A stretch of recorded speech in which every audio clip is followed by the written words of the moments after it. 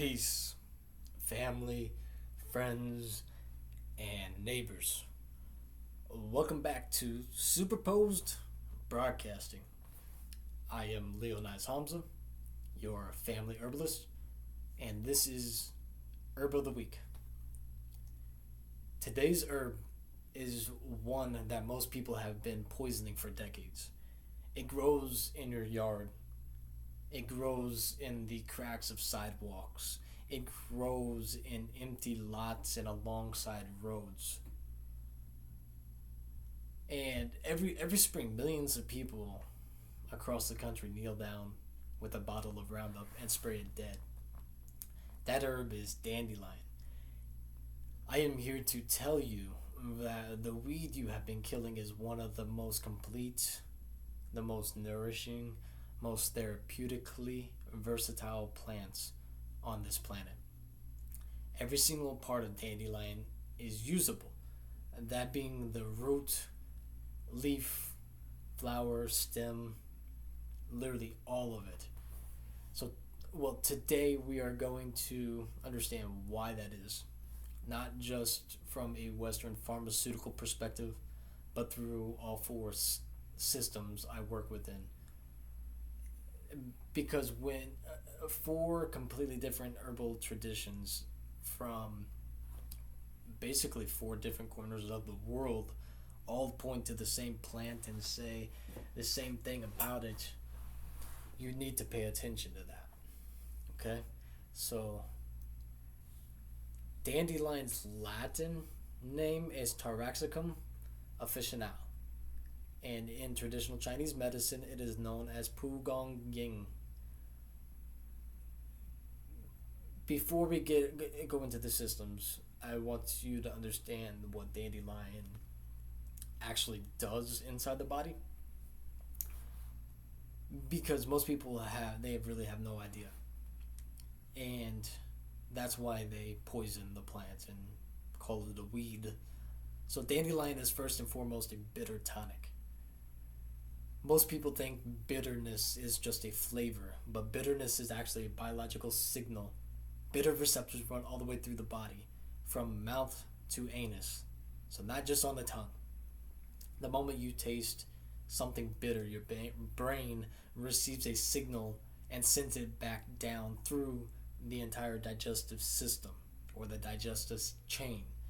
It wakes up the bile and the pancreatic enzymes, wakes up stomach secretions all at once. This is why in traditional herbal practice people would actually chew a piece of dandelion root or leaf before a meal. They were essentially telling their digestive system, wake up, something is coming, get ready. Grab your swords and grab your shields. Anyways, the real beauty of dandelion is as a bitter, it is a mild bitter. It doesn't overwhelm the system the way a harsher bitter might. And there are some really strong bitters out there. So this is exactly why it can be used so broadly, so often, and by so many different constitutions. And what I mean by constitutions, constitutional patterns. So dandelion works as both a cholagogue and a choleretic. Now, these terms are worth understanding because they are closely related, but obviously not the same. The cholagogue pushes stored bile out of the liver and gallbladder. A choleretic stimulates the liver to produce more bile in the first place. So dandelion does both of those. And because bile is actually the body's own natural laxative, this same action gives dandelion a mild, it's a gentle laxative quality. So, in other words, energetically speaking, it's cooling and calming, and it releases that tension. So it's not harsh, it's not cramping, it's just a smoother, easier elimination and even defecation. This is very different from stimulant laxatives most people reach for, such as over-the-counter medicine. Those stimulant or those laxatives are they're dangerous because they cause dehydration and they're just it's like you can hit a nail with a hammer or you can hit it with a sledgehammer. Dandelion is like hitting the nail with a hammer, and then laxative over the counter laxative is like hitting a nail with a sledgehammer to put it in the wall or the board, the 2x6, whatever. Dandelion is also called an aquaretic. This is the term most people have never heard of, and it is worth understanding on its own terms because it is often confused with a simple diuretic. Okay, so a standard diuretic forces kidneys to work harder, which can deplete minerals from the body over time. And not even just diuretics. I mean, people go on these H2O diets and they binge and they try to drink certain amount of liters of water per day, and it acts as a diuretic. It completely depletes the mineral deposits in the body. It flushes out the kidneys, and then your ureases, your urine comes out, and it's completely clear. And the reason that is because you have diluted yourself.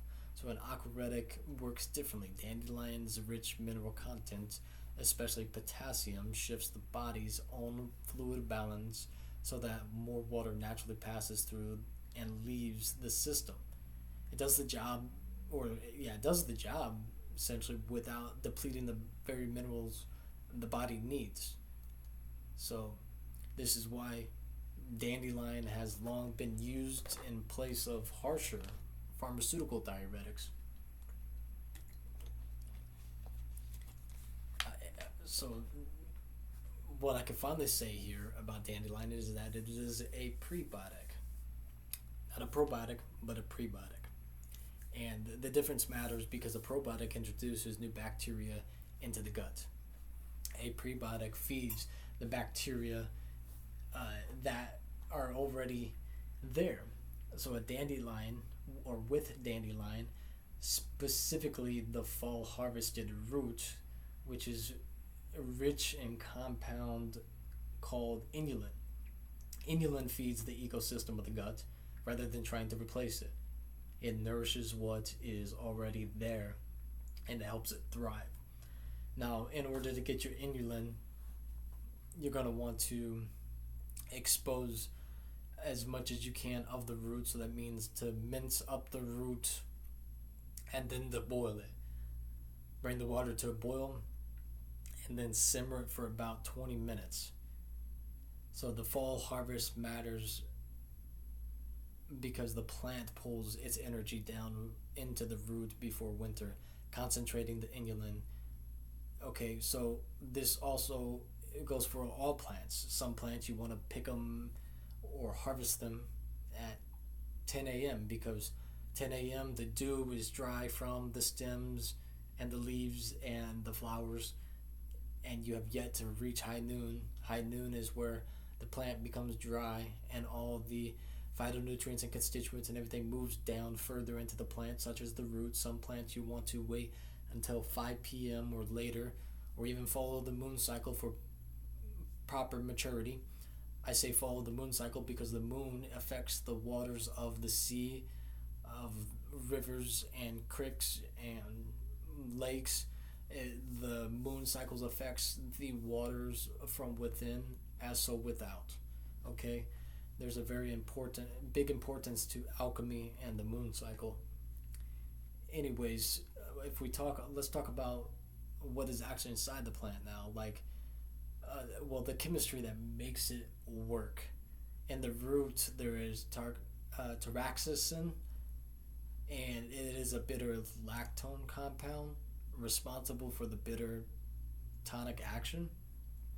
Then there's inulin, as I've talked about, the prebiotic fiber that feeds the gut microbiome. So the root's primary tissue target is the liver cells, the hepatocytes. In the leaf, Now, there's high potassium minerals, which drive the aquaretic action. I read in one of my books, actually.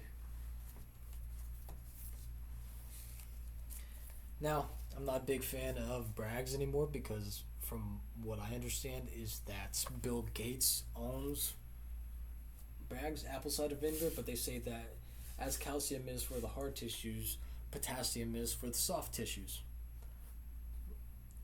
Read all about potassium, vitamin K. So, luteolin is another one, a flavonoid with anti inflammatory and antioxidant properties. Uh, the leaf's primary tissue target is the kidney tubules, where it helps flush excess water retention. This is why the root and leaf are used somewhat differently in practice. The root is more specific to the liver. The leaf leans more toward the urinary tract and kidneys. Okay, so now I guess we can move on to the four systems. I've given you everything about the yeah. So if we begin where I like to begin is with traditional African herbalism. The dandelion is understood primarily as a blood and lymphatic cleanser in TAM, a plant that moves what has grown stagnant, clearing accumulated toxicity from the blood, the lymph, and from the organs of elimination. So that's another part of being a bitter. The concept at the heart of this perspective is vitality.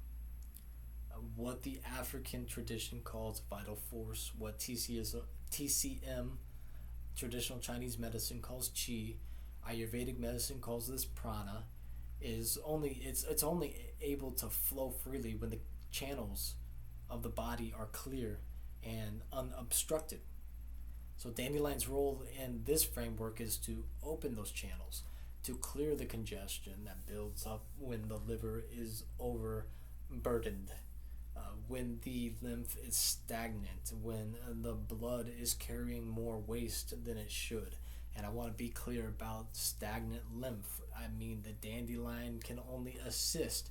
You have to do your part. You have to get up out of your chair. You have to get out of your bed. You have to walk away from your desk. Go for walks, jump rope. Rebound is the most important thing that you can do. Jump roping is another one. Your lymphatic system does not have a pump, neither does your lymphatic system. You have to move it. So think about what happens in a community where a drainage system fails. And this is what I talked about in my phytosomatic sociology. Waste backs up. And when waste backs up, things that should be moving out start accumulating. The environment essentially becomes toxic. That is exactly what happens inside the body when the liver and lymph are not doing their jobs. So dandelion is the herb that opens the drainage and gets things moving again. So this is what I talk about in my phytosomatic sociology framework. This is not the social sewage concept, and this is biologically what dandelion does. This is it clears that social sewage concept. So it clears those internal sewage pipes. It eliminates all that macro and micro waste from your sewage pipes. When you have a cleaner internal environment, you can then start looking at your external environment with a clearer mind. And because a lot of time when we have clogged sewage systems in our body, we have foggy, hazy thinking, anxious thinking, depressed thinking, and all of these other neurological disorders, I would say, or they would say. So really you're just unbalanced. And so, a social sewage concept. Go listen to phytosomatic sociology. The parallel is exact, and if you listen to that, you'll understand what I mean by as within, so without, so without, as within. Okay? As above, so below, as below, so above. And that's why I worked on putting together phytosomatic sociology and phytosomatic psychology. Go listen to the videos. So from the African tradition, we move into the Ayurvedic medicine now. So, and again, in Ayurvedic medicine, we have three primary constitutional types: Vata, Pitta, Kapha. Dandelion is interesting on all levels because she speaks to all three, Vata, Pitta, and Kapha, but in different ways depending on the individual and their constitutional patterns. When it comes to Kapha constitution, Dandelion helps ease Kapha and balances by supporting the body's own elimination of toxic waste, dampness, and stagnation. Kapha tends toward heaviness accumulation and congestion. Dandelion's bitter, drying, moving nature counters exactly that. However, Kapha runs cold by nature, and this is important to understand because the dandelion is a cooling herb, like I said earlier. And so dandelion, when using dandelion with a Kapha constitution, it is best paired with warming herbs so it does not deepen Kapha's natural coldness. Okay? So for Pitta constitutions, dandelion cools excess Pitta, particularly when that heat shows up alongside dampness, phlegm, or oily accumulation. Pitta is the fire constitution. When Pitta runs out, or runs too hot, especially in the liver and the digestive system, dandelion's cooling, bitter nature is deeply appropriate. Okay? And for the Vata constitution now, this is where it gets really interesting because Vata, the tall, thin, depleted constitution, it can accumulate, or not accumulate, but it can actually be nourished by dandelion's rich mineral content. So this is really good for somebody that is very, again, tall, thin, depleted. They're malnourished. Dandelion could be really good for those who have abused substances cause thin coldness because you're lacking minerals and vitamins. So somebody that drinks a lot, somebody that did a lot of drugs trying to recover. I just want to point that out because it's very important, and that's the only way for those individuals that abuse substances to really kick those substances to the curb. Your soil is depleted. You need to remineralize your soil, okay? But I'll create a video very soon and we'll talk about drug abuse and alcoholism and how to balance the body back out. So, but Vata, let's go back to Vata. Vata is also dry and cold by nature. And dandelion is cooling. Its drying influences can leave a Vata person feeling even colder and drier if used long term or in isolation. So for a Vata recommendation, for the Vata recommendation, it's short term use, or formulated alongside another, again, a warming, moistening herb like marshmallow root and ginger, which balances dandelion. Ginger is very warming. Marshmallow root has, what is it called? I can't think of the constituent off the top of my head, but that's okay. Which balances out dandelion's cooler, drier tendencies. But marshmallow root, it's very moistening. It's oh goodness, that's driving me nuts. Mucus mucus polysaccharides, maybe. So, well, I guess from an Ayurvedic perspective, we can move into traditional Chinese medicine because we went to Vata, Pitta, and Kapha.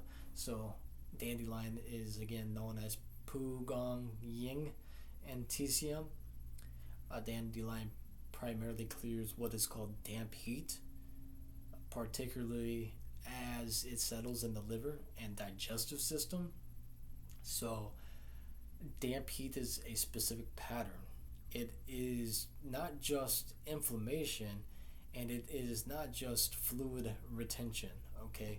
It is the combination of both sluggish digestion, congested skin, the low grade lingering on the wellness that follows a cold or a flu, and even an infection once the acute phase has passed.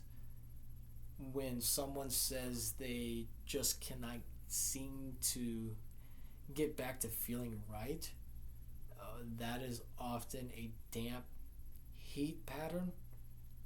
So after people get over the really horrible sickness, flu, whatever, they're just exhausted. The body is malnourished and everything is just sticky and wet internally. And so it's just like if you have a leaky pipe and all that moisture gets caught behind the walls, everything just, the moisture stays and mold builds up. And when that mold builds up in that leaky home, your air quality becomes very poor and you just can't get better. You just continue to get sick until you rip your walls apart and you find mold that has been growing, thriving and surviving behind the wall in which you had no idea was there. Anyways, dandelion's bitter, cooling nature helps move that stagnation out through the liver's own channels rather than letting toxins and waste continue to accumulate.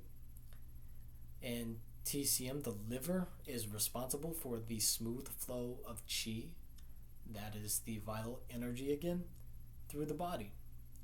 Chi it flows through breath. Breath turns into oxygen, hemoglobin, and chi flows through the blood. So when the liver is congested, that flow is disrupted. Things back up and the effects ripple outward into the digestive system, the skin, the joints, and essentially affects the emotional body. Because in TCM, the liver is also associated with anger and frustration. Dandelion helps restore that smooth flow. Okay? And so it's a really beautiful plant that we should not spray Roundup on, that we should not kill. I always say if you want to know what's wrong with society, look around and look in nature when springtime arrives.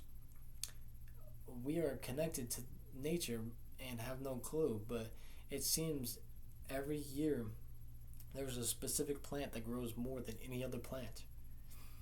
And in my belief, nature is speaking to us. And we see an abundant amount of dandelion here in the States. And yet we kill it. Anyways, if we return back to the final system, which is the Western physiomedical states or the Western tissue states framework, it is rooted in Matthew Woods and the physiomedicalist tradition. Okay, in the Western tissue state model, dandelion is indicated for a combination of two specific patterns, which are damp stagnation, and heat excitation, often rooted in the liver. The liver is especially prone to congestion given how much it has to process and how hard it works against gravity through the portal veins. The liver is the chemistry lab of the body. Every substance that enters the body eventually reaches the liver. When the liver becomes overburdened and congested, when damp stagnation builds up, it can spill over into the blood or the lymphatic system and essentially the skin. The skin, again, is a third kidney, and it's your alternative route of elimination. So when you basically the lymphatic system, so when that stagnation spills into the blood, that blood and so forth gets filtered in through the kidneys, and the kidneys nephrons become stagnant, and then they atrophy. The lymphatic system backs up, and it has to find an alternative route of elimination, and that goes through the skin. And that's why we have a lot of things that show up on the skin, a lot of heat patterns. Let it be rashes or acne and so forth. It's just your skin starts to defecate on itself. This shows up in chronic skin conditions like swollen or arthritic joints. The classic pattern that Western herbalism has long called bad blood syndrome. Bad blood syndrome. They used to literally cut someone open and drain their blood. That is how George Washington died. They did what's called bloodletting. So simply put, a systemic toxicity in need of an alternative. So Dandelion addresses this pattern at the source, not by suppressing the systems, but by clearing the congestion that is producing them in the first place. In Ayurvedic terms, Dandelion acts as a rasa or rakta, which is plasma and blood. Plasma is your lymph. Blood, of course, we know what blood is. Clearing accumulated, so the rasa and rakta, it clears accumulated waste and heat, while its rich mineral content restores and rebuilds tissue that has grown depleted. So this is the philosophy of herbal medicine in one plant. You do not suppress it. You clear, you restore, you rebuild. Okay?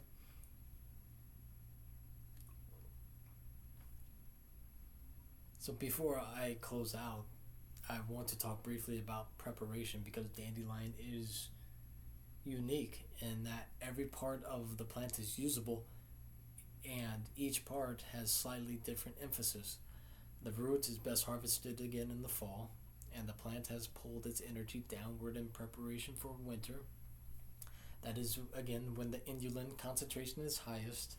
The root is your primary liver herb. Okay, so use it as a tincture or a decoction. Either or, they have water-soluble constituents and alcohol-soluble constituents. Use the decoction, which is the boil, the tea for the inulin primarily. The leaf is your kidney herb, okay? It's high in potassium. It's more specific in the urinary tract. It can be taken as a tea tincture or even eaten directly in a salad. So go pick your leafy greens from your dandelion and put them in your salad. The flower now is edible and mild. It can be made into a tea or eaten raw. It's less therapeutically concentrated but still nutritive. As a tincture, you capture both the alcohol-soluble and water-soluble constituents. That's something to be aware of. Alcohol has water in it, okay? So a 1 to 5 ratio in menstruum of roughly 40 to 50% alcohol is appropriate for dandelion root. As a tea, you primarily capture the water soluble constituents, the minerals, the inulin specifically, and some of the bitter compounds. And always cover your teas. Don't allow the volatile oils and everything else to escape through steam. You definitely want to preserve those volatile compounds. So the next time you see dandelion growing in a crack or in a sidewalk, do not spray it. The thing about it is going to keep coming back. The mycelium network is an abundant network that stretches around the world 100 times over.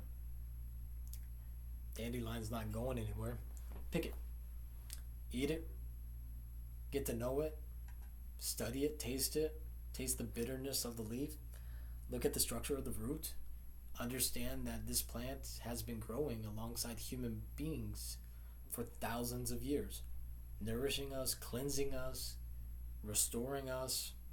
We have spent the last several decades trying to kill it. That is the story of herbalism in a single weed, really.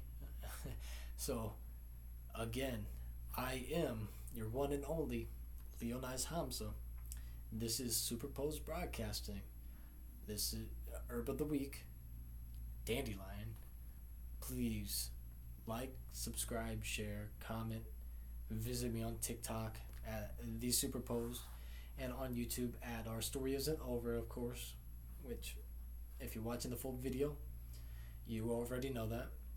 And then, one more time, Conscious Healing launches January 2027, which really won't be one more time. I'm going to be saying that a lot over the next 4 months. And remember, change the conditions, internal and external. Okay? Starts with one little conscious thought at a time. So peace out, family, friends, and neighbors. Until next time.